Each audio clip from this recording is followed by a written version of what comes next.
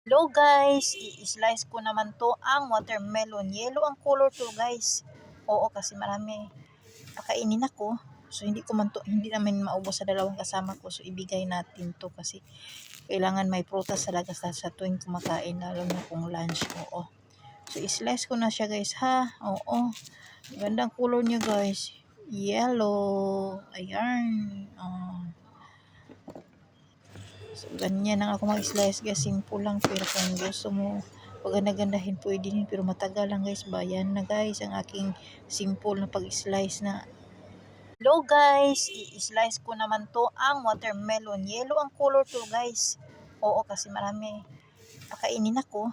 So hindi naman maubos sa dalawang kasama ko. So ibigay natin to kasi kailangan may prutas talaga sa tuwing kumakain, lalo na kung lunch. Oo. So, i-slice ko na siya guys ha. Oo. Gandang color niya guys.